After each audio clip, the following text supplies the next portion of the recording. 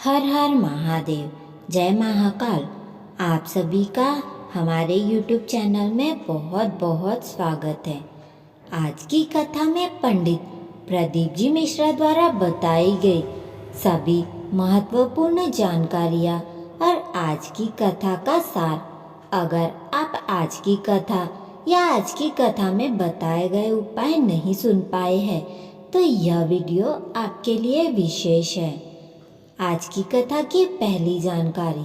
आज की कथा में पंडित प्रदीप जी मिश्रा ने कहा कि एक चुटकी सिंदूर जो माता सीता अपने मांग में भरती थी, उस सिंदूर का बल क्या होता है यह आजकल की नारियों को समझना चाहिए, क्योंकि एक चुटकी सिंदूर जब माता सीता भगवान राम की आयु बढ़ाने के लिए भरती थी, यह देख भगवान हनुमान जी ने यह एक चुटकी सिंदूर अपने पूरे शरीर पर लगा लिया था। इस सिंदूर का बल आज की माताएं नहीं समझती है, इसे समझना चाहिए। आज की कथा की अगली जानकारी में पंडित प्रदीप जी मिश्रा ने बताया कि एक भक्त ने पत्र लिखा।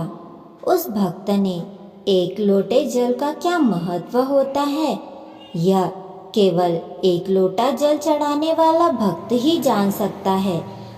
ऐसा उस पत्र में लिखा था क्योंकि उस भक्त को 20 साल से कोई संतान नहीं थी।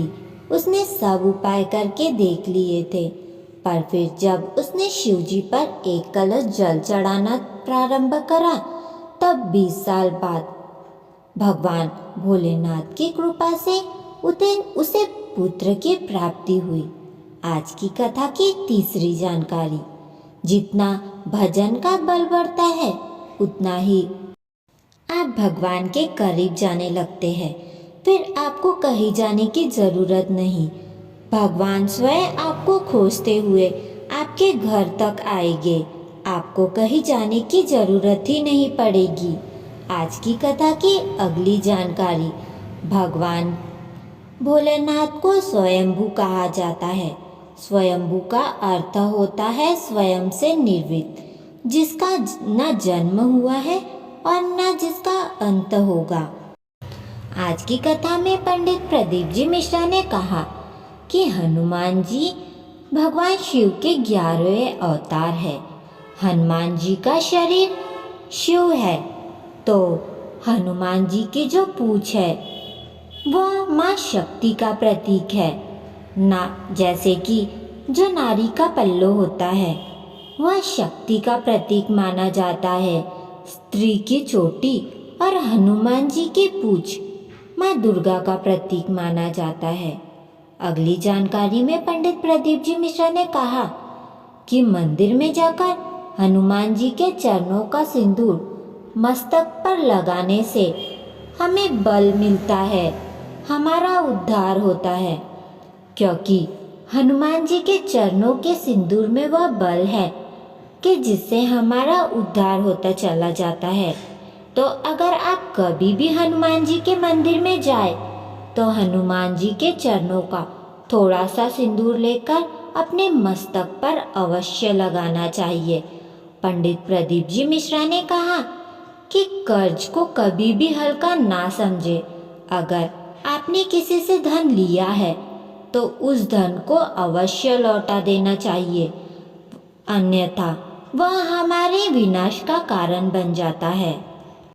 आज की कथा में एक माता ने पत्र लिखा था कि जिसके पुत्र की आंखों की रोशनी पूरी तरह से चली गई थी, तो उस माता ने पीपल के पत्ते और शहद का उपाय करके उस बच्चे की आंखों में उस शहद को लगाना प्रारंभ किया, जिससे भोलेनाथ की कृपा से मात्र कुछ ही दिन में उसके बच्चे की आंखें वापस आ गई और उस बच्चे को दिखना प्रारंभ हो गया।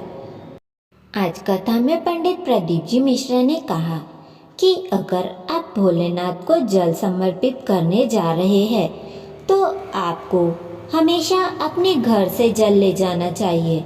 आपको कभी भी मंदिर का जल लेकर समर्पित नहीं करना चाहिए। क्योंकि अगर आप अपने घर से जल भरकर लेकर जाते हैं तो आपके घर से सभी दुख, तकलीफ और परेशानियां उस जल के साथ चली जाती है, जैसे वास्तु दोष, काल सर्प दोष, और अगर आपको कोई और दोष है तो वह दोष भी उस जल के साथ चला जाता है। और इसे महादेव पर समर्पित करने से महादेव को आपके जीवन में चल रही सभी तकलीफों के बारे में पता चल जाता है और भोलेनाथ आपके जीवन से सभी दुख तकलीफ समाप्त कर देते हैं।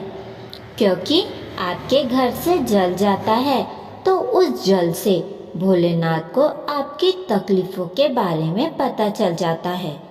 आज की कथा की अगली जानकारी में पंडित प्रदीप जी मिश्रा ने कहा कि अगर आपको कोई अपशब्द कहता है तो आपको कभी भी पलटकर उसे अपशब्द नहीं कहना चाहिए। अगर आप सच्चे महादेव के भक्त हैं तो आप पलटकर अपशब्द नहीं कहेंगे, क्योंकि जब बच्चा अपने माता पिता के साथ जाता है और अगर उसके बच्चे को माता पिता के सामने अगर कोई अपशब्द कहता है तो उस बच्चे के लिए उसके माता पिता जवाब देते हैं, उसी तरह आपके लिए भोलेनाथ जवाब देंगे। आपको जवाब देने की ज़रूरत नहीं पड़ेगी, आपको शांत रहना चाहिए। पंडित प्रदीप जी मिश्रा ने कहा कि यह कथा समाप्त होने के बाद अगली शिव महापुराण कथा अमरावती में होगी।